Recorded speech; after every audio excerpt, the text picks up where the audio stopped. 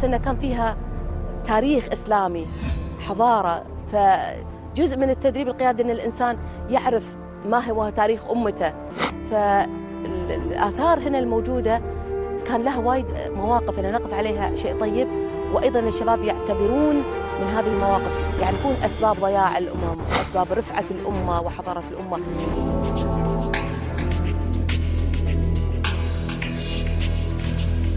الفرق بين التدريب والتعليم هو هذا. التعليم هو إعطاء معلومات فقط، التدريب إعطاء معلومات، تنمية مهارات، وتغيير قناعات.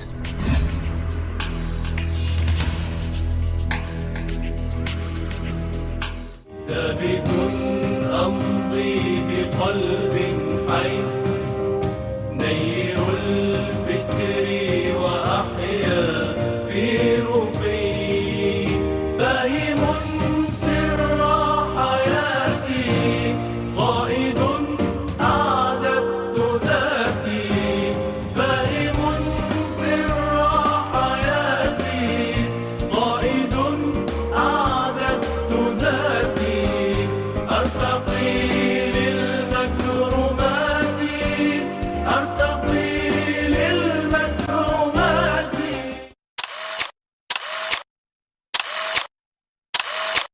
بسم الله الرحمن الرحيم. الحمد لله رب العالمين، والصلاة والسلام على أشرف الأنبياء والمرسلين نبينا محمد وعلى آله وصحبه أجمعين. نبدأ مع بعض الخطوات العشرة لفن التسويق. أنتم جاهزين يا جماعة معايا؟ في بداية حستعرض معاكم 10 خطوات استعراض وشرح بسيط، بعدين حنبدأ ندخل في موضوع التفاصيل. أول خطوة من الخطوات العشرة: حدد مكانة التسويق في المنظمة. يجب أن تدرك وتعرف أين يقع التسويق في المنظمة. خذوها قاعدة رئيسية حتى تسير المنظمة بشكل سهل وبسيط ويسير، وما تلاقي صعوبة في عملية تطور العمل عندك في الشركة. لازم تتوفر 4 إدارات رئيسية في الشركة. خذوها قاعدة، هذه 4 إدارات رئيسية، يعني لا يمكن التنازل ولا عن إدارة. على فكرة حتى لو كان مشروع صغير وما في إلا أنت وموظف آخر، لازم في 4 إدارات. لو كل واحد يشغل إدارتين ما في مشكلة. إيش ال4 إدارات رئيسية؟ سجلوا معي. أول إدارة يجب أن تتوفر في المنظمة. لما أقول المنظمة هي أي تجمع بشري هادف، مؤسستك، شركتك. أول إدارة هي إدارة الإنتاج. في شيء اسمه إدارة الإنتاج. إدارة الإنتاج هي المسؤولة عن إنتاج ما تنتجه أنت كشركة. يعني إيش أنت مثلا متخصص؟ ما هو المشروع التي إيش تود عمله؟ فإذا أنت والله مثلا كنت شركة صناعة مثلا عصائر، منتجك هو العصائر، كل العمليات مسؤولة عن صناعة العصائر، هذه بسموها هذه في إدارة الإنتاج. الإدارة الثانية هي إدارة المالية. الإدارة المالية الإدارة المالية هي الإدارة المسؤولة عن كل العمليات المالية في الشركة، الداخل من الأموال والخارج من الأموال، وين راح، ويعني منافذ التصريف لهذه الأموال، فلازم لها إدارة خاصة. طيب، الإدارة الثالثة هي إدارة الموارد البشرية. إدارة الموارد البشرية كل ما يتعلق بشؤون الموظفين، من تخطيط المسار الوظيفي للموظف، من توظيف الموظفين، من تعيين الرواتب وسلم الحوافز، كل ما يتعلق بالموظف هذا في إدارة شؤون الموظفين أو إدارة الأفراد بيسموها، أو إدارة الموارد البشرية. آخر إدارة في الشركة هي إدارة التسويق. هي إدارة التسويق. إدارة التسويق هي الشيء الرابع أو الإدارة الرابعة في الشركات. أي إدارة تنقص لديك حتلاقي نفسك بتنمو ببطء شديد جدا جدا جدا، وما في أي توازن عندك في العمل المؤسسي أو في المنظمة. لازم في 4 إدارات. على فكرة للناس بينشئوا مشاريع صغيرة، ما عندي مشكلة إنه لو أنت لوحدك في المشروع أو أنت ومعك واحد، الإدارات لا تعطل. ما بيهمني مين حيشغل إدارات، أنت ممكن أنت تكون مدير لإدارتين، فتخطط للتسويق وتشتغل في التسويق وتدير الأمور المالية. أنا ما عندي مشكلة في هذا الشيء، لكن عندي مشكلة إنه ما يكون عندك ال4 إدارات. فلازم في 4 إدارات. فالتسويق واحدة من هذه الإدارات. طبعا الآن أضيف إدارات جديدة، مثلا في شيء بيسموه إدارة نظم المعلومات في الشركة. أوكي، إدارة المعلومات، إدارة نظم التسويق، يعني بدأت تتوسع، لكن ما بيهم، أهم شيء ال4 إدارات. جميل جدا. فعندنا إدارة الإنتاج، إدارة موارد بشرية، إدارة مالية، وإدارة التسويق. الخطوة الثانية: حدد مكانك وقوتك في السوق. لازم الخطوة الثانية، أنا عرفت مكانتي في الشركة، لازم أعرف مكانتي في السوق. انا كشركه حبدا جديد، ايش مكانتي في السوق؟ احلل منافسين، مين منافسين لك؟ على فكره من الخطا الفادح انك انت تدخل على سوق معين لا انك عارف مين شغالين معك في نفس السوق، مين المنافسين لك في هذا السوق، هذا خطا فادح جدا. فانا حاعطيكم نموذج في تحليل المنافسه، وحاعطيك نموذج في بيسموه في التحليل الموقفي. طيب الخطوه الثالثه بيسموها سيجمنتيشن او تجزئه الاسواق، تقوم بتقسيم السوق الكلي، حنيجي عليها طبعا بالتفصيل. رابع خطوة هي عملية الاستهداف، أنا أختار جزء مما تم تقسيمه وإيش أستهدف هذا الجزء، وحنيجي عليها بالتفصيل. خامساً ثبت صورة المنتج في أذهان العملاء، هذه بيسموها الإحلال. ثبت صورة المنتج في أذهان العملاء، بيسموها هذه المرحلة الإحلال، حنيجي عليها. الخطوة السادسة صمم مزيج تسويقي فعال، شيء بيسموه الفور بيز، أوكي، المنتج، التسعير، التوزيع، الترويج. على فكره لو لما لحقتوا هلا تكتبوا شيء معين كله حيكون معاكم، عندكم الباوربوينت، وعندك استاذ هاني حيعطيكم مذكر على الكترونيا على الكمبيوتر ان شاء الله تعالى. فبعدين الخطوه السادسه نقوم بتصميم مزيج تسويقي فعال. الخطوه السابعه كل ما تحتاجه هو بناء علامه تجاريه. انا عارف كثير ناس يسالوني على البراندنج بالذات، كيف انا ابني علامه تجاريه؟ حاعطيكم خطوات في هذا الموضوع رئيسيه. 8 حافظ على عملائك الحاليين. يعني من الاسف انا بشوف شركات احيانا بيشتغلوا في التسويق. على فكره مره واحده من الشركات طلبوا مني اعمل حمله ترويجيه، اصمم لهم انا حمله ترويجيه يعني لفكره معينه او لميزه حيطلعوها خلال 3 اشهر القادمه، لاوفر عرض. وزي ما فهموني انه حابين حمله اعلانيه ضخمه جدا جدا جدا، ففعلا صممت حمله اعلانيه ضخمه وحمله ترويجيه كبيره كثير من 6 عناصر، اكتملت ال6 عناصر، حاطيكم ال6 عناصر لكل حمله ترويجيه، ولا اهملت ولا عنصر. وبدانا نشتغل، بدات الحمله الترويجيه تبدا. كان يوميا يجي على هذه الشركه معدل 600 اتصال يوميا، وهذا شيء كبير في التسويق اذا كان بدات شركه سمول كمباني كانت مش كبيره، اوكي؟ على مدار 10 ايام يعني 6000 اتصال، ما كان عندهم الا موظف واحد يرد على التليفون. فال600 كم واحد حيرد عليه؟ ولما حيرد على الاول حيحسب حساب انه في واحد بيستنى، فما حيعرف يتكلم. لما اجوهم العملاء كمان وصار في عملاء جيدين، للاسف كانت الخدمات في غايه السوء. عارفين في هذه الحاله ايش بيحصل؟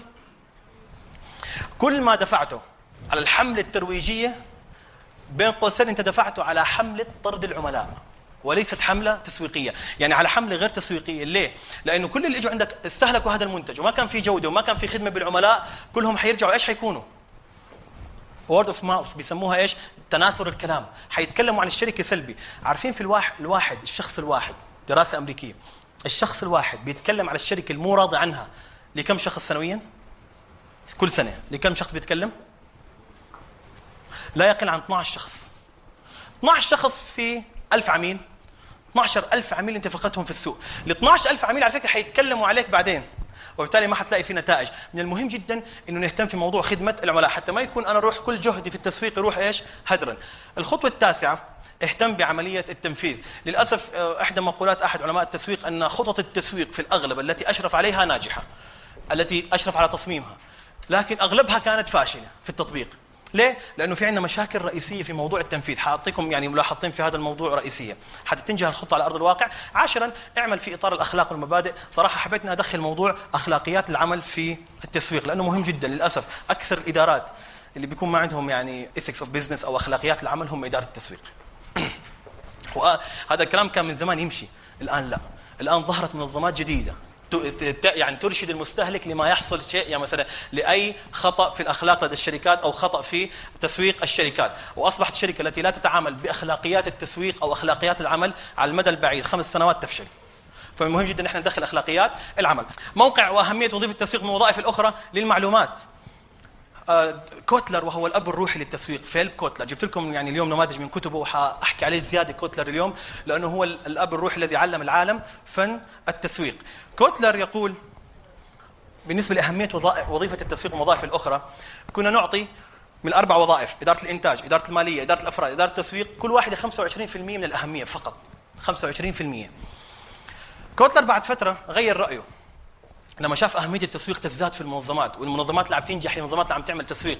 على فكره بيتر دراكر كان يقول مقوله يعني جميله جدا، يقول لك انت ممكن تجيب اي شركه توظف لك موظفين، اي شركه تعمل لك تنظيم للشركه، ممكن تجيب ممكن كل شغلك يكون بارت بزنس، يعني كله شغال مع شركات اخرى، لكن ما في شركه ممكن تعمل لك براند نيم وممكن تعمل لك استراتيجي الا انت. اوكي؟ لانه مهما اشتغلوا لك ناس ثانيين البراند نيم هو وظيفتك. طبعا البراند نيم جزء من التسويق، حنيجي عليه ان شاء الله بالتفصيل. البراند نيم بالذات حاطط فيه خطوات رئيسيه. بعدين كوتلر غير رايه، فراح عطى التسويق 35% من الاهميه. 35% من الاهميه، وما تبقى ايش؟ وزعها على الادارات الاخرى. بعد فتره راح كوتلر مغير رايه كليا، غير الشكل كله. راح عمل دائره، رسم دائره، كتب في الدائره كتب فيها في النص المستهلك. بعدين رسم فوق الدائره الصغيره دائره اوسع، كتب فيها اداره التسويق. فوق الدائره الاوسع رسم دائره اوسع ووزع الادارات الثانيه، اداره الانتاج، اداره الماليه، اداره الافراد. فاعطى الاهميه الاولى للمستهلك. وذاك في يعني مثل في التسويق بيقول لك ايش؟ المستهلك سيد المنظمه. المستهلك سيد المنظمه فعلا، لانه هو الاساس. لو ما في مستهلك ما عندك شغل. لو غير المستهلك ذوقه في يوم من الايام حتغير كل انتاجك عشان المستهلك. بعد المستهلك اداره التسويق، وبعد اداره التسويق الادارات الاخرى. طيب، اثنين، اذا الخطوه الاولى عرفنا مكانه التسويق في المنظمه. الخطوه الثانيه حدد مكانتك وقوتك في السوق. لازم اعرف انا وين في السوق، مين في عندي منافسين، ايش ممكن اعمل عشان اتجاوز هذه المنافسه. حتكلم عن 4 أشياء رئيسيه. حغطي تحليل المنافسه، وحتكلم عن نموذج بورتر لتحليل المنافسه. نموذج بورتر واحد من اشهر علماء الاستراتيجيه في علم الاداره. وفي نقطتين حتكلم عنهم باختصار لأن الدكتور نادر الغزاي حيغطيهم بالتفصيل الممل، اللي هي سوات اناليسيس. اوكي؟ تحليل الموقفي. نبدا مع بعض. تحليل المنافسه. من هم؟ اول شيء في عندي عده اسئله، هذه تكتبوها، ماشي؟ لاني حتناقش فيها معاكم سؤال. اول سؤال: من هم المنافسين الحقيقيين لنا؟ من هم المنافسين الحقيقيين لنا؟ كثير من الشركات بتغلط وبتفكر انه السوق كله منافس إلنا احنا. السوق كله منافس لنا، لكن لو فكرنا فيها بعمق حتكتشف المنافسين لك الحقيقيين ترى عدد محدود جدا من الشركات. كيف يعني؟ نتكلم عن شركات الاستشارات. شركات الاستشارات والتدريب.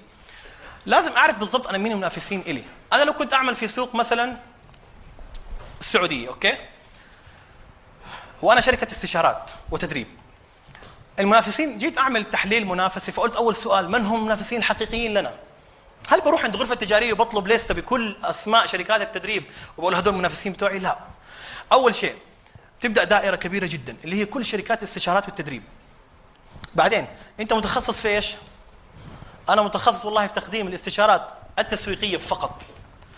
بتروح شايل كل الشركات اللي هي استشارات اداريه، كمبيوتر، تدريب انجليزي، مش عارف ايه، بس بتخلي شركات استشارات تسويقيه. شوف صغرت الدائره. بعدين روح حلل، شوف مين الشركات. انت مثلا سوقك الشركات الكبرى، شركات التسويق الكبرى، فروح شيل كل الشركات الاستشارات والتدريب اللي تعمل شركات التسويق الصغرى او تعمل ماس ماركتنج لكل الناس. فحيصفى عندك مجموعه قليله من الشركات اللي هي نفس هدفها نفس هدفك، وتعمل في نفس سوقك، في نفس الشيء اللي انت بتعمل فيه. فدائما لا تعمم. فلازم تعرف من هم منافسينك الحقيقيين اللي هدفهم واحد، قدراتهم قريبه من قدراتك، مستهدفين سوق واحد. هدول المنافسين الحقيقيين لنا. لا تغلط وتفكر كل الناس منافسين حقيقيين لنا. اجاني مره واحد محبط حاب يعمل شركه ادوات تنظيف مش عارف ايه، محبط جدا، بيقول لي رحت عند غرفه تجاريه لقيت في 120 شركه منظفات. فبقول له ليه؟ طب ليه الزعل؟ انت ايش حابب تسوي؟ ففهمت منه انه جايب موديل جديد من فرنسا وبراند كبير ودنيا. فبقول له انت على فكره تعال شوف كم براند من 120. قعدنا نعدهم، هو قاعد يقول لي هو عنده خبره صار في الموضوع. كم براند؟ ما تجاوزوا 4. ما في 4 ماركات تنافس له في السوق، لانه كل ما تبقى مش براند ولا شيء كواليتي عالي ولا شيء عادي جدا. اوكي؟ فمهم جدا انك انت تحسب حسابك فعلا في المنافسين الحقيقيين لنا. طيب، الخطوه الثانيه لمحه عن استراتيجياتهم. لازم تعرف ايش شغالين كيف. حتى المنافسين الحقيقيين لك كيف شغالين؟ لمحه عن استراتيجياتهم، ايش بيسووا؟ ايش طريقتهم في الترويج؟ ايش طريقتهم في التوزيع؟ ايش طريقتهم؟ ايش اسعارهم؟ خذ لمحه كافيه عن استراتيجيات منافسيك. ما هي اهم نقاط القوه التي لديهم؟ كمان لازم تعرف نقاط قوه الخصم، اوكي، او المنافس، نقاط القوه بتاعته، لانه نقاط القوه بتاعت الخصم تمثل بالنسبه لك نقاط ايش؟ او تهديد. تمثل لك تهديد. نقاط القوه بتاعته تمثل لك ايش؟ تهديد. فلازم اعرف نقاط القوه بتاعته حتى انمي وسائل اني انا ايش؟ اواجه نقاط القوه بتاعت هذه الشركه المنافسه. الشيء الثاني، ما هي نقاط الضعف التي لديهم؟ لانه نقاط الضعف بالنسبه لهم بالنسبه لك ايش؟ فرص، ادخل من خلال هذه الفرص. أنا أذكر في الأردن من 4 سنوات تقريبا طلعت شركة اتصالات جديدة، شركة اتصالات جديدة A نسميها A، أوكي؟ شركة A دخلت سوق الأردن. سوق الأردن فيه كم شركة اتصالات؟ لما هم دخلوا قبل ما يدخلوا 4 شركات اتصالات. عارفين كم عدد سكان الأردن؟ 5 مليون. يعني 5 مليون شخص تخدمهم ايش؟ 4 شركات اتصالات. فقلت ايش الناس المرجانين هدول داخلين على السوق، خلص انتهينا، اشبع من الشركات هذه. بعدين اكتشفت انه الشركه هذه عامله دراسه تقريبا من 2 على السوق الاردني، اوكي، وعامله عليه شغل كويس، وكانوا اخذين نقطه ضعف مش موجوده عند كل الشركات بالنسبه لكل الشركات، انه اسعار الاتصالات اللي حيدخلوا فيها شركه ايه مش بس رخيصه يا جماعه، لا عارفين تتخيلوا اقل من انه رخيصه كثير يعني جماعه. اي واحد صار ممكن يتكلم، طالب، عامل، اي واحد كانت وظيفته صار ممكن يتكلم في الجوال ولساعات طويله. يعني عارفين ممكن تقولوا 1.5 ساعة تقريبا تتكلم في الجوال ما يقارب 5-6 ريال، يعني $2، 1.5 ساعة. يعني دخلت بقوه غير عاديه. صح لي كواليتي ضعيف، بس هذا كان نقطه قوه بالنسبه لهم، ضعف لكل المنافسين، فدخلوا والان لهم تقريبا 20% من الحصه السوقيه في الاردن بعد 3 سنوات من العمل. ليه؟ لانه عرفوا نقاط الضعف الموجوده في السوق. فلو في 10 شركات وفي نقاط ضعف الناس محتاجيتها، ادخل، ما حتخاف، ما عندك مشكله فيها، ماشي. بعدين قارن ادائك باداء المنافسين دائما. على فكره انا بحب باستمرار اني انا اقارن ادائي وين وصلت باستمرار. مقارنه الاداء في شيئين، يا ريت تكتبوها، معايير مقارنه الاداء. دائما لما حقارن ادائي او حقيم ادائي، قارن بين شيئين. قارن اول معيار لمقارنه الاداء بين ما انت عليه الان وما ستصل اليه. يعني قارن ادائك الحالي بهدفك المستقبلي. شوف قد ايه انت وصلت، قد ايه في فجوه، هل انت شغال فعلا للهدف ولا انتم متوقفين وفاكرين نفسكم شغالين في خطه احنا ماشيين عليها ولا لا. فقارن ادائك باستمرار بالخطه اللي انت حاطها لنفسك وشوف انت وين وصلت. ثاني مقارنه هي مقارنتك بالمنافسين او مقارنتك بالناس الثانيين او مقارنتك بالناجحين الاخرين. قارن هل انا فعلا في منافسه مع الشركات الثانيه ولا لا، ادائهم بيتحسن اكثر من ادائنا، ايش سووا شيء جديد هذه السنه احنا ما سويناه، ايش عملوا شيء احنا ما عملناه. فلازم باستمرار مقارنه بين ادائك واداء المنافسين.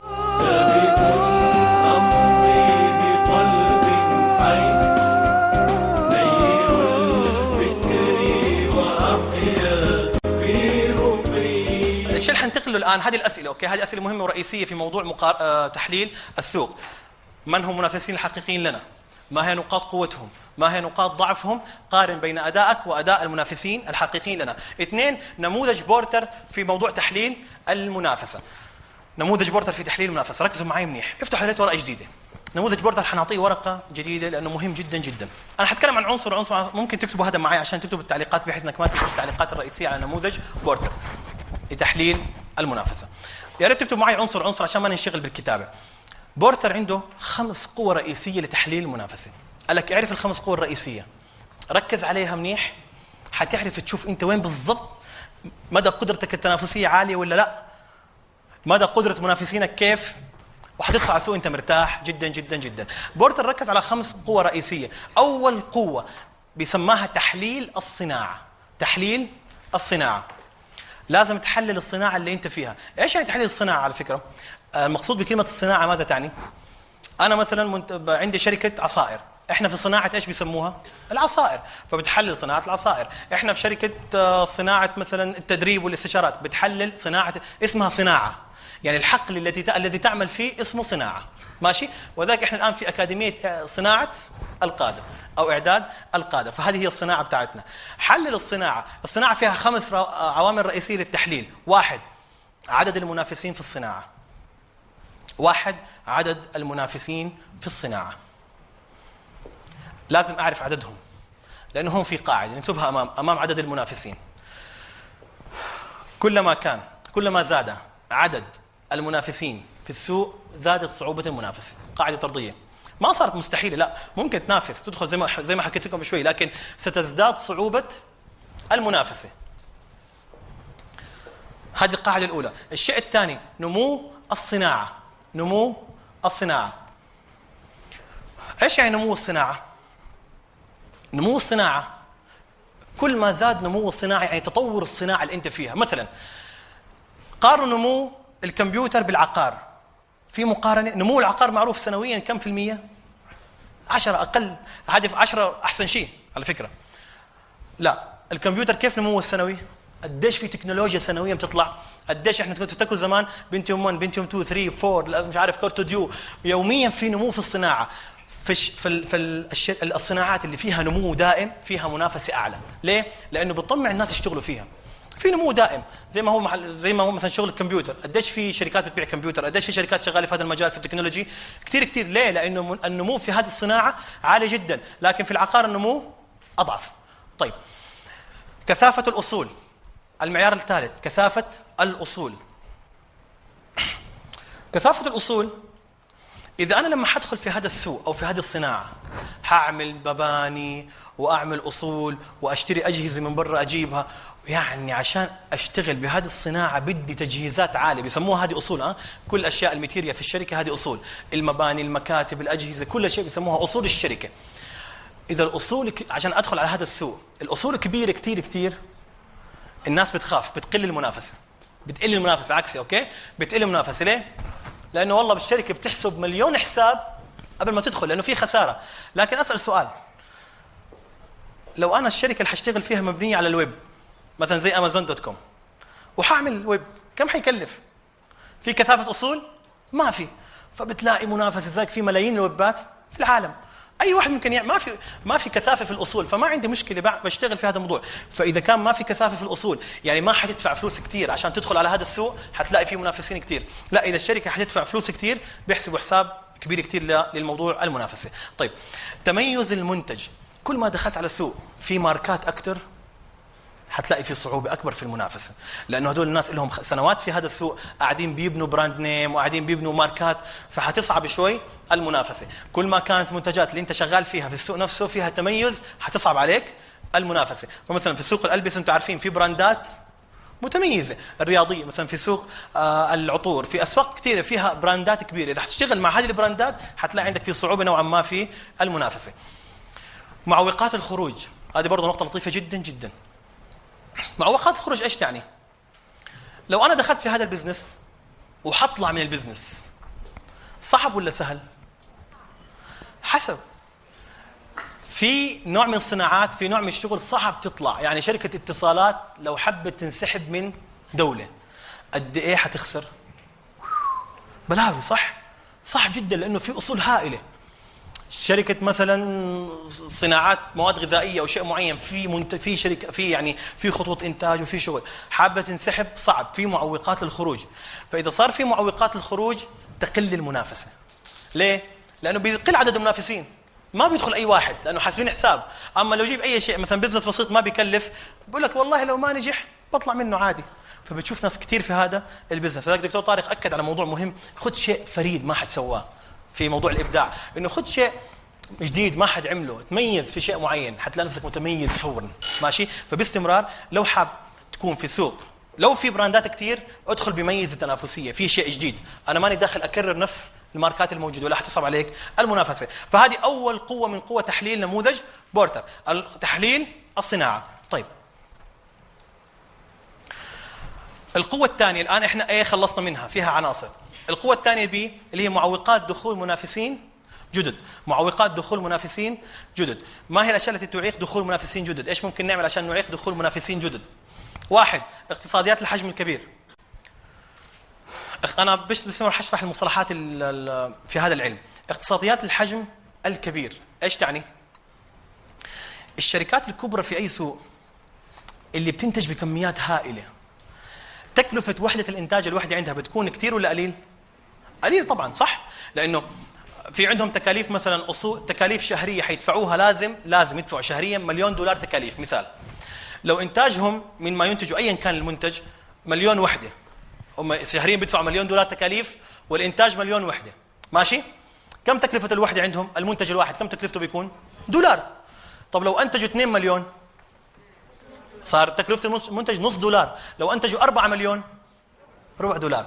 فكل ما زاد حجم الإنتاج معروف بتقل التكاليف بنسب معينة. فلما حتيجي على سوق في شركات ضخمه جدا تكاليف الانتاج خفضتها من زمان وصارت تنتج بكميات هائله، حتصعب انك يدخل اي منافس جدد. فباستمرار الشركات تسعى انه تزيد حجم الانتاج، عشان لما تيجي شركه ثانيه حتدخل كم حيكون راس مالها؟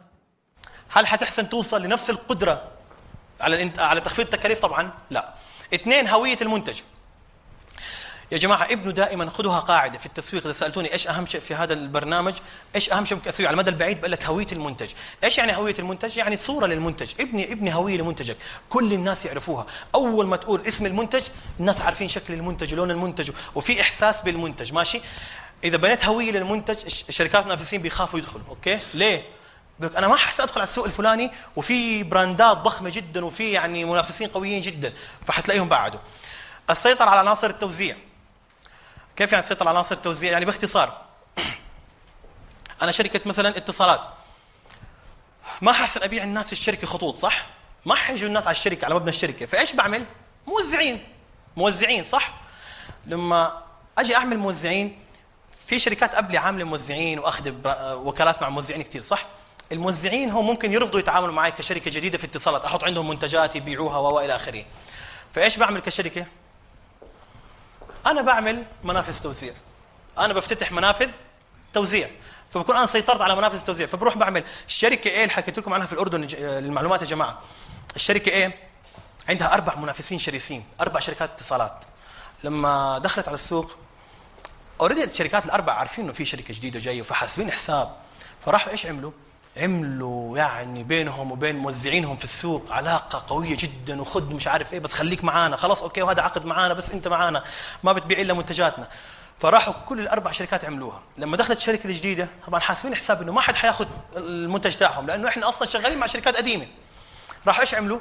السيطرة على منافذ التوزيع. هم راحوا الشركة حطوا بادجت كبيرة وراحوا افتتحوا مكاتب للناس يبيعوا فيها خطوطهم، يبيعوا كل الاوفرات تاعتهم، فراحوا استطاعوا ان يتغلبوا على هذا الموضوع. طيب الخطوة الخامسة السياسات الحكومية. في أسواق معينة بيكون في قرار حكومي ممنوع تدخل أي شركة في هذا السوق، زي مثلا في شركات الحج والعمرة في السعودية ما في ممنوع حد يدخل الآن، خلاص في عندك مثلا عدد 1000 شركة ما حد بيدخل إلا إذا في شركة طلعت، هذه معوقات دخول. فطبعا إذا كان في سياسة حكومية إنه ممنوع حد يدخل على هذا السوق، ممنوع حد يشتغل في هذا القطاع، أنت ارتحت كمنافس، ما لك منافسين أو المنافسين عندك قليلين جدا جدا جدا. طيب القوة الثالثة ننتقل، احنا خلصنا أول قوة والثانية. أول قوة اللي هي تحليل الصناعة، ثاني قوة معوقات دخول منافسين جدد، ثالث قوة عند بورتر هي البدائل. قوة البدائل يعني إيش؟ المنتجات البديلة لك في السوق. قوة البدائل. قوة البدائل بمعنى آخر أنت حتشتغل في شيء معين في قطاع معين، هل في منتج بديل عن منتجك؟ منتج يعني مثلا لو حاشتغل في مجال بيع الشاي، اوكي المشروبات، مش في المشروبات الشاي، في بديل عن الشاي ولا لا؟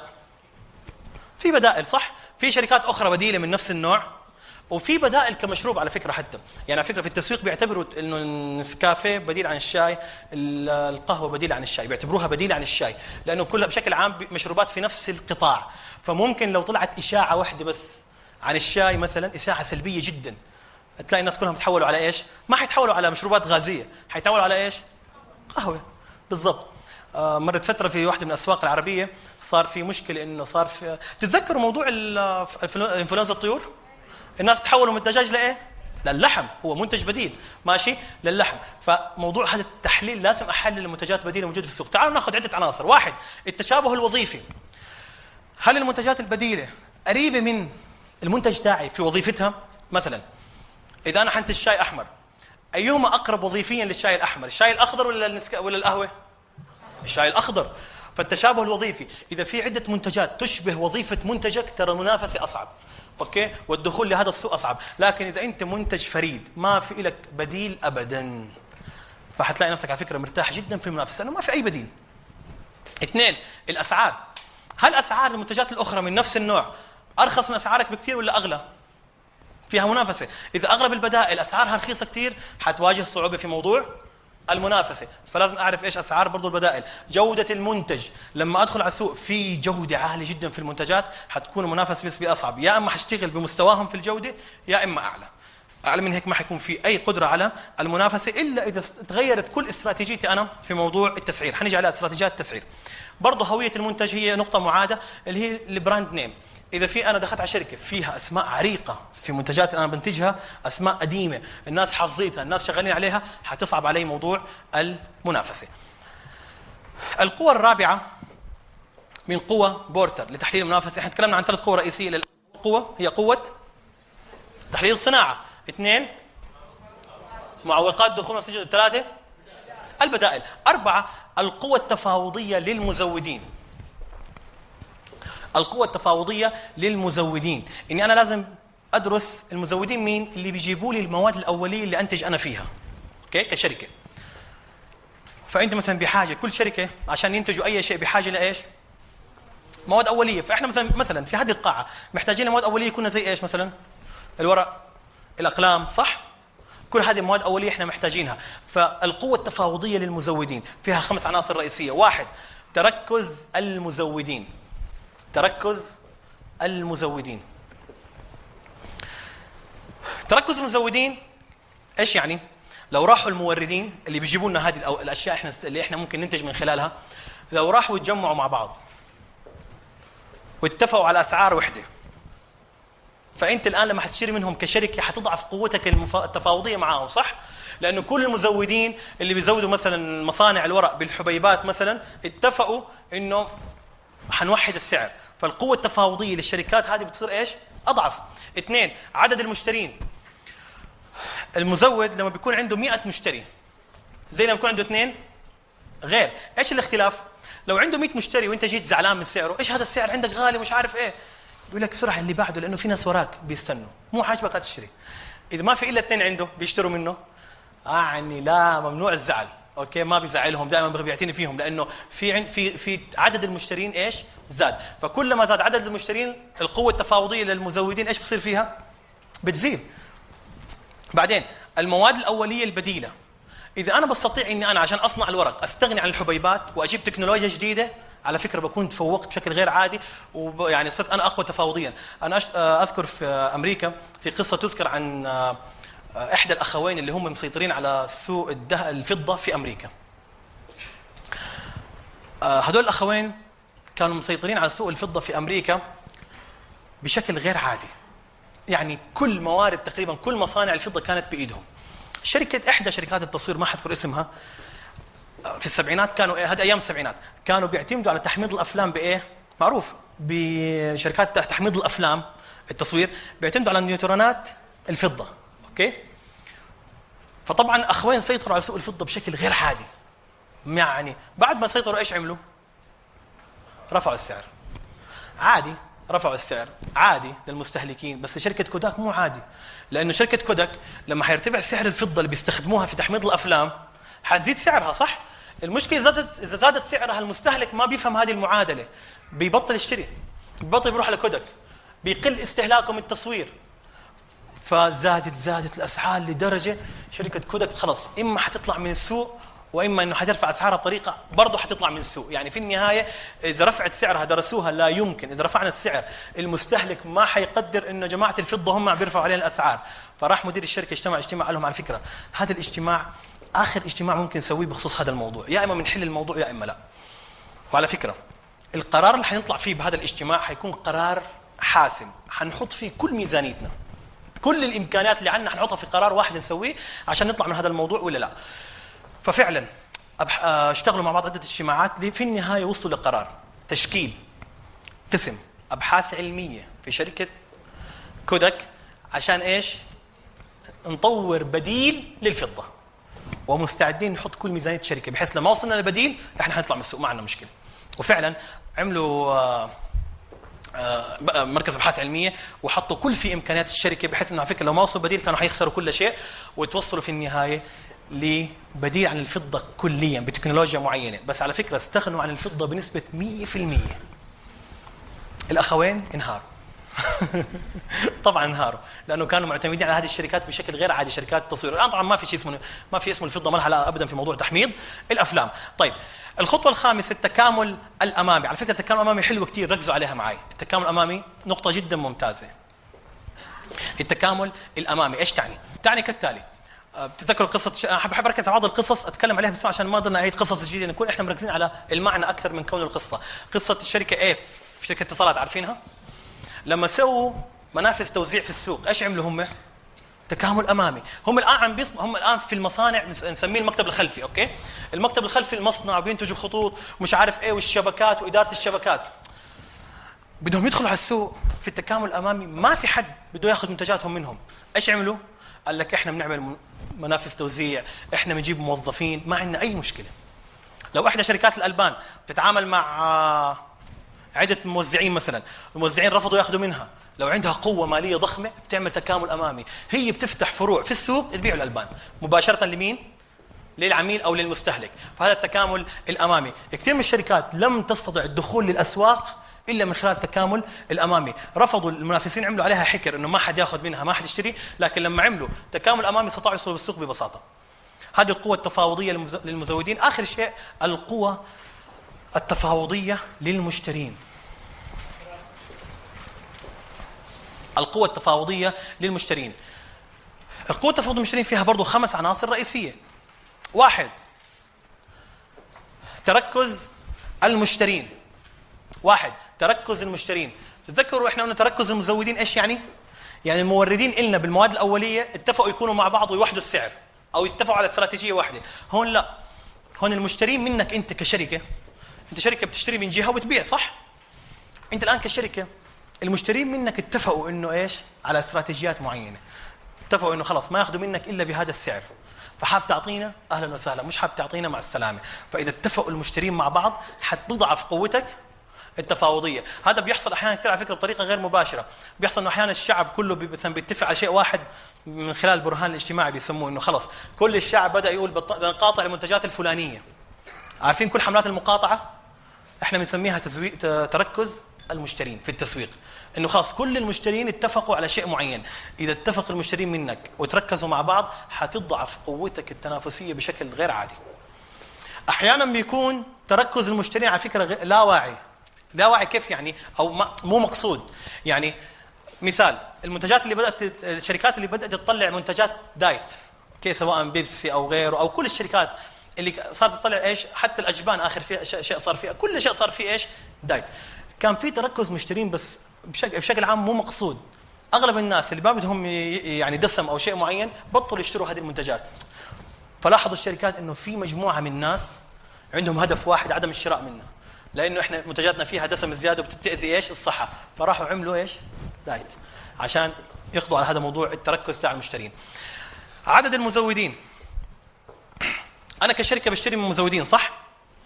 اذا عدد المزودين الي كثير مو مشكله، اي ما نزل لي في الاسعار بروح على بي ما عجبني الكواليتي تاعته بروح على سي. فعندي مزودين كثير. اذا قالوا المزودين مزود فقط واحد لكل السوق بتكون قوته التفاوضيه قويه، وانت كمشتري ما نزل لي في الاسعار بروح على بي ما عجبني الكواليتي تاعته بروح على سي. فعندي مزودين كثير. اذا قالوا المزودين مزود فقط واحد لكل السوق بتكون قوته التفاوضيه قويه، وانت كمشتري منه قوتك التفاوضيه اضعف. المنتجات البديله، عفوا تكاليف التحول. تكاليف التحول اذا انا حتحول من الشركه A للشركه B في الشراء، على فكره زي شركات الادويه والشركات الطبيه، احيانا في مواد بيحتاجوها من شركات بتنتجها، اوكي، في مواد في صناعه الدواء بيحتاجوها من شركه A، لكن لا يمكن بخلطه الدواء تاعتهم يروحوا يتحولوا لشركه ثانيه لو بتنتج من نفس النوع، على فكره، لانه خلاص هذا المنتج ما بينفع الا هذا الشيء. او مثلا لازم يدخل النحاس في تصنيع الشيء الفلاني، فما بنحسن نتحول للحديد مثلا. في احيانا احيانا لا. اذا نعم ممكن اتحول، القوه التفاوضيه عندي بتزيد. اذا لا حتضعف، مضطر اخذ من هذه الشركه من نفس النوع مهما زاد السعر. المنتجات البديله برضو، المنتجات البديله انه انا في القوه التفاوضيه للمشترين، اذا عندي منتجات بديله كثير، اذا انت ما عجبني منتجك بشتري منتج ثاني. الشاي اللي براند نيم معين ما عجبني بشتري من براند نيم ثاني. بس لو ما في الا اسم واحد او شركه واحده حتضطر تشتري من هذا النوع. اخر شيء التكامل الخلفي، هذا عكس التكامل الامامي. هذا انا والله مثلا شركه شركه مثلا بتبيع البان جاهزه للناس، بياخذوا الحليب من مين؟ من مزارع الحليب، صح؟ اذا مزارع الحليب احنا الان في الامام عم نبيع للمستهلك. اذا مزارع الحليب قالوا والله احنا حنرفع السعر، احنا مش عارف ايه، قعدوا يتفلسفوا يعني. اذا الشركه هذه قويه بتقول لهم على فكره انا هعمل تكامل خلفي، انا هعمل مزرعه حليب، فبروحوا بيعملوا ايش؟ مزارع حليبهم. زي ما في شركه كبيره معروفه في السعوديه عندهم مزارع، عندهم كل شيء من الى تكامل امامي وتكامل خلفي، حيكونوا اكثر قوه واكثر قدره على المنافسه. فهذا هو بالضبط نموذج بورتر في تحليل المنافسه. عارف نموذج شوي ثقيل وكبير وواسع، لكن حبيت نعطيه لانه حيعطيك افاق رائعه جدا في موضوع المنافسه.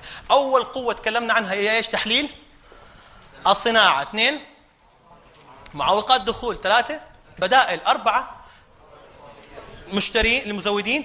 و5 القوه التفاوضيه للمشترين.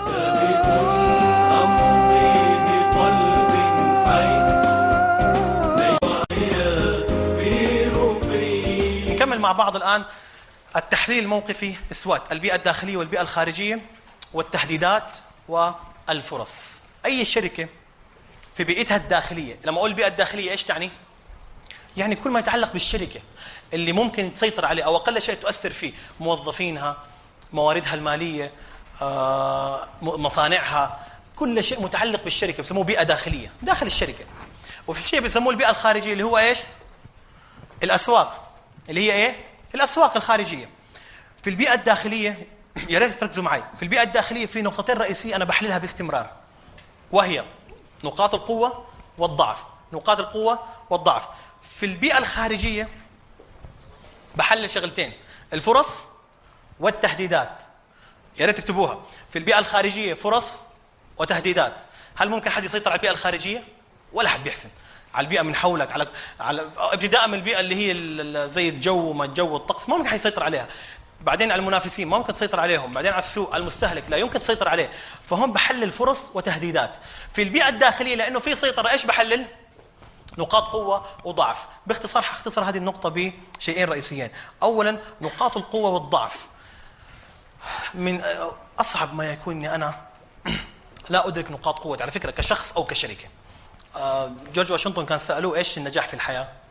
فقالهم النجاح في الحياة أن تدرك نقاط القوة بتاعتك وتفعلها، بس ليس إلا تستغلها يعني.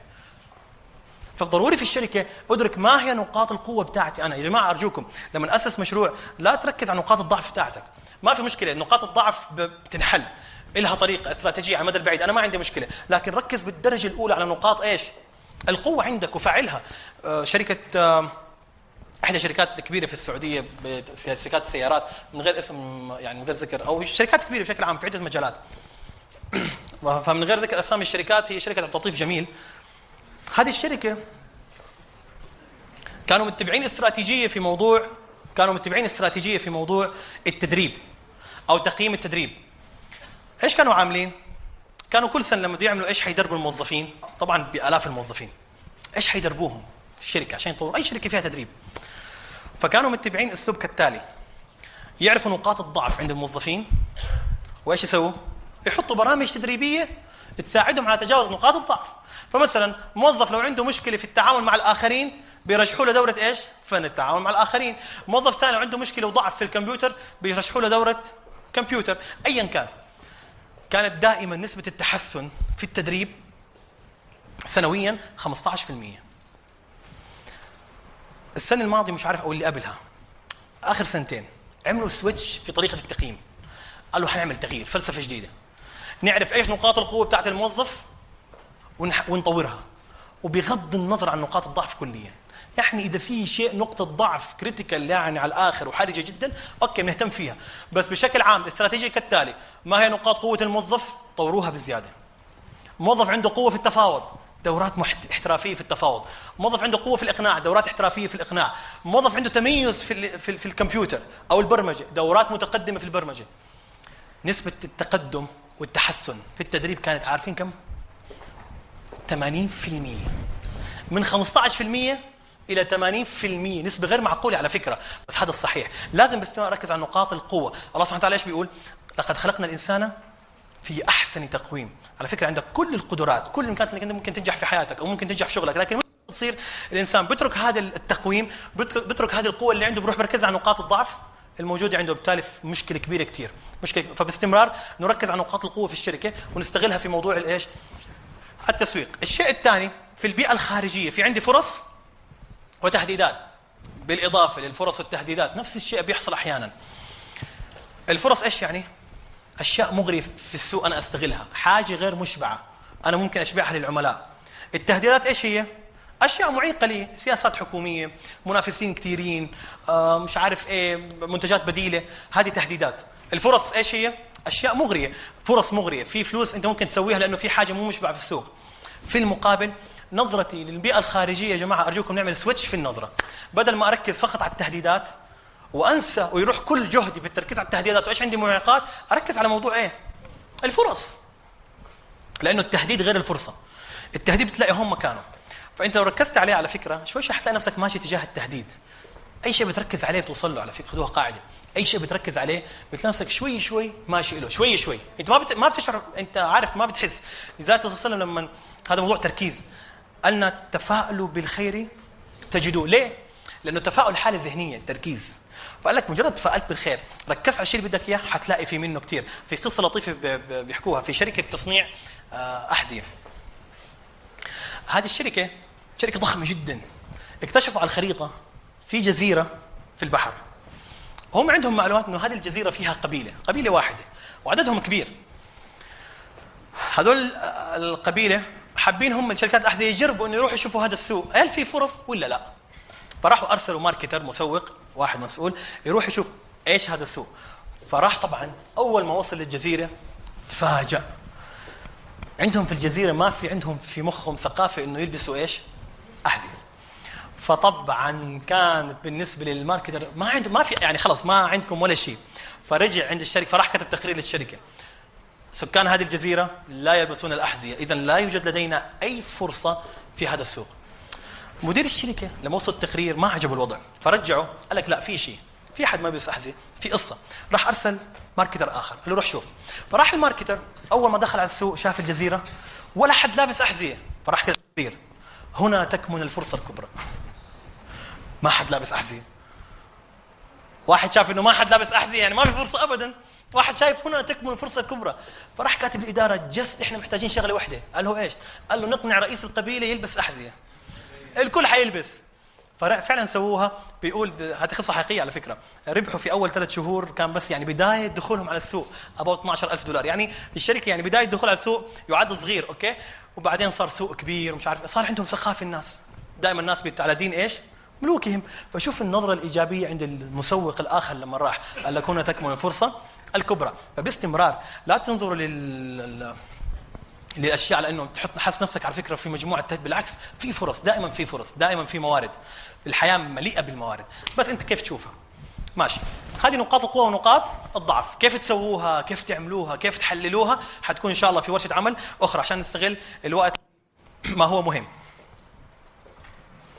طيب انتهينا من أول خطوة من الخطوات العشرة. على فكرة أنا بيهمني يطلع هذا البرنامج برضه حافظين الخطوات العشرة. انتهينا ماشي، عشان لما كنت في الواقع العملي ما تتذكر معلومة بدك اياها تروح ترجع للمذكرة في البيت ترجع تروح، لا انت في بالك مستحضر كل الاشياء اللي تكلمنا عنها. اول شيء تكلمنا عنه حدد مكانتك في المنظمة، 2 حدد مكانتك في السوق، 3 مفهوم تجزئة الأسواق. مفهوم تجزئة الأسواق، مفهوم تجزئة الأسواق عبارة عن كالتالي، على فكرة من أهم المفاهيم. كنا امبارح نتكلم على هذا المفهوم، احنا رايحين على بورصة. مفهوم تجزئة الأسواق ايش يعني؟ ما بينفع اجي اقول السوق بتاعي هو سوق تركيا مثلا، او هو سوق مش عارف ايه البلد اللي انت فيه، لا لازم اعرف السوق الجزئي بتاعي انا وين حاشتغل باي جزء بالضبط. فبروح اخذ السوق الكلي بقسمه الى ايش؟ عده اقسام بناء على عناصر تجزئة الاسواق. اذا السوق الكلي هو عباره تقسيم السوق الكلي الى اجزاء صغيره، هذا هو تجزئة الاسواق بناء على معايير محدده. فناخذ مثلا مثال، على فكره انا حاب اسمع اذا في مجموعة معينة أو شخص في باله مشروع معين وعارف إيش المشروع حاب يسويه، أوكي؟ فيا ريت أخذ مشاركات سريعة. في حد حاب يعمل مشروع معين سواء بزنس سواء في أي مجال حاب يسويه، عارف إيش مشروع حاب يستثمر في هذا المجال، تفضلي. حاب أعمل حضانة. دار حضانة من سن 0 ل 5 لأنه قرأت كثير كتب أثبتت إنه القيم والمبادئ اللي يتربى عليها الطفل من 0 ل 5 هي المبادئ اللي دائما حياته تلف حوالينا، وهي صحيح. قيمه واخلاقياته اللي يفضل صحيح. عليها طول حياته. رائع. وعندنا في بلدنا السعوديه في نقص كبير في الحضانه من سن 0، غير موجوده، غير متوفره. جميل. طب انا حسألك كم سؤال في هذا الموضوع. انت حتشتغلي في السوق تاعك الكلي اللي هو ايش؟ السعوديه، صح؟ ممتاز. في ايش نوع الصناعه تاعها ايش هو؟ نوع الصناعه ايش؟ تربيه حضانات. جميل جدا. في اي مدينه حتشتغلي؟ اول شيء جده. اول شيء جده. اذا السوق الكلي وين صار الان؟ جزأنا وين صرنا احنا الان؟ جده. طيب ممتاز. في جده هل حتستهدفي فئه معينه من الناس بناء على الوالدات الموظفات؟ رحنا الان مش اي امهات، الامهات الموظفات. قديش صار حجم السوق؟ طيب ممتاز. اوكي، حيكون سعرك انت مخططه يكون كواليتي عالي جدا جدا، فبالتالي حتدفعي كثير على الحضانه، وبالتالي حتخدم الناس كثير، ولا لا يعني حتكون رخيصه ومتوفره للجميع؟ أنا حابة إنه في بداية نشأتها تكون أسعارها شوية معقولة، لأنه موظفات، صح؟ لأنه السوق سوق موظفات. ممتاز. إذا نحن حنستثني من سوق الحضانات اللي إيش سعرها عالي. قد إيه صار حجم السوق؟ بسيط. قدرتك الآن على المنافسة إيش؟ كبيرة. هلا إيش حتعملي أول ما حتروحي؟ حتدرسي حضانات منافسينك من الحضانات اللي من نفس النوع، مستهدفين موظفات ذوي الدخل اللي هو يعني عادي متوسط، وأسعارهم غير متوفرة عندنا. متوسطة. في جدة ما في حضانات؟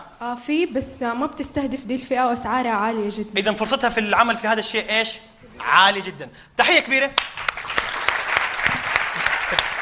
طيب على فكرة هيك بيتم تجزئة الأسواق ببساطة. مشروع آخر. أتمنى لك توفيق إن شاء الله، مشروع رائع جدا. تفضل. عمار رائد من العراق. لدي مشروع طبعا أنا بفكر فيه من سنتين.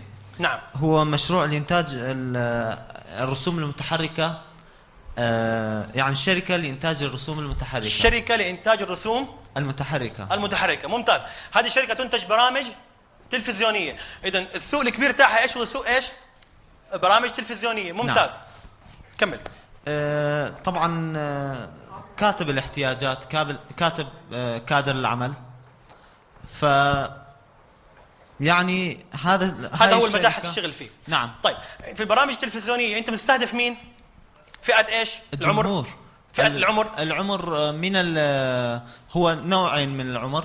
عندنا من 5 سنوات إلى 10 سنوات 2 دايمنشن، ومن 10 أو 12 سنة إلى 18 أو إلى 20 3 دايمنشن. اوكي، بشكل عام سوق الاطفال، نستثني سوق الكبار. نعم. نقول سوق الاطفال. فاحنا الان مين حيتفرج؟ مين عملائك حيتفرجوا عليك؟ اللي هم الاطفال.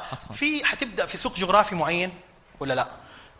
هو الشركة في العراق، ولكن تستهدف الجمهور الوطن حتراعي العربي. كل اذواق الجمهور في كل انحاء العالم العربي. نعم. جميل جدا. هل حيكون انتاجك للاطفال للبرامج في اتجاه معين؟ يعني حتوصل قيم معينة؟ نعم. هو الهدف يعني من إنتاج الرسوم المتحركة هو موجود في العالم يعني، ولكن الهدف هو أنه نوصل رسالة معينة. إذا استثنينا الشركات اللي بتعمل للأطفال من أجل الترفيه بس من غير أي رسالة، فصار في مين منافسينك الآن؟ الناس الشغالين برامج تلفزيونية للأطفال اللي عندهم رسالة فقط. نعم. شفتوا قديش جزأنا السوق؟ طيب تحية كبيرة لعمار. مشروع رائع جدا. اوكي، نمشي مع بعض. انا حابب في كل موضوع اخذ عده مشاركات وحنسال نفس السؤال في كل مره. هذا هو باختصار تجزئه الاسواق. معايير تجزئه الاسواق. لما حجزئ السوق بناء على ايش؟ انا تكلمت الان مع عمار ومع الاخت في معايير معينه، لكن بشكل عام خذوها قاعده. لما حجزئ سوقك الكلي خذ المعايير التاليه. العمر، هل انا اهدف الى تقديم منتج لكبار في السن، شباب، اطفال، مراهقين، كبار رجال يعني مش كبار في السن، ستات، الجنس؟ هذا العمر. 2 اللي هو الجنس، هل انا حقدمها للنساء او للرجال؟ حيفرق كثير على فكره. ماشي، حيفرق اختيارك بعدين لقراراتك الاخرى.